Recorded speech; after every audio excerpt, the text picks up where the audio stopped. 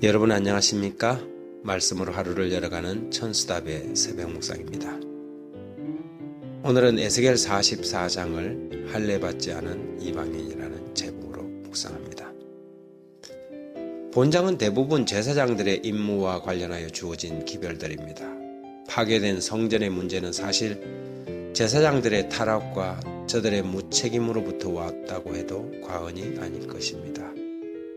제사장들이 자신들의 의무를 충실히 행했더라면 나라가 망하고 성전이 파괴되는 일은 막을 수 있었을 것입니다. 하지만 제사장들은 오히려 나라를 배도와 우상 숭배로 내모는 역할을 하고 말았지요. 에스겔 44장 23절에 내 백성에게 거룩한 것과 속된 것의 구별을 가르치며 부정한 것과 정한 것을 분별하게 할 것이며, 제사장들의 임무는 분명했습니다. 저들은 거룩한 것이 무엇인지 부정한 것이 무엇인지 구별해서 가르치고 백성들로 하여금 거룩하고 구별되며 정결한 삶을 살도록 교육하고 유도하는 특별한 임무가 저들에게 주어졌습니다. 하지만 저들은 자신들의 이익과 백성들에게 인기를 얻고 싶은 욕심 때문에 자신들의 임무를 태만히 하였고, 그것이 죄일지라도 백성들이 좋아하는 것을 제지하지 않았습니다. 여기 엘렌 화이트는 그의 주석에서 다음과 같이 기록하고 있습니다. 잘못을 범한 자들이 추구한 그릇된 길의 결과로 영혼들이 진리를 떠나 믿음에서 파선하였다. 그러나 그릇된 과마에 의해 그 통찰력이 어두워지고 판단력이 동요된 하나님의 종은 죄와 잘못에 대한 책망자의 편에 서기보다는 그 과마로 많은 해를 끼친 범죄자의 편에 가담한다. 이렇게 함으로 그는 사실상 죄인에게 염려하지 마라, 낙심하지 말라, 그들은 결국 정당하리라고 말하는 것이 된다. 이들은 죄인에게 그들은 괜찮을 것이라고 말한다. 사랑이라는 거짓 가면 아래 종종 공동체는 심각한 위기에 직면하게 됩니다. 죄를 지은 자는 아무런 책망을 받지 않고 지나가지요. 그리고 사람들에게 죄란 아무것도 아니라는 무언의 교훈을 남기게 됩니다.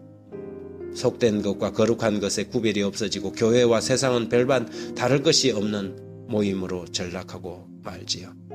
그렇게 되면 하나님의 눈은 거기로부터, 그 공동체로부터 떠나갈 수밖에 없습니다. 이것이 영적 타락의 수순입니다. 제사장들은 할례받지 않는 이방인들을 데리다가 성전의 일을 시킴으로 하나님의 불쾌하심을 샀습니다. 이것을 하나님은 가정하다고 하였지요. 에스겔 44장 6절과 7절에 너는 반역하는 자 곧 이스라엘 족속에게 이르기를 주 여호와께서 이같이 말씀하시기를 이스라엘 족속아 너희의 모든 가정한 일이 족하니라.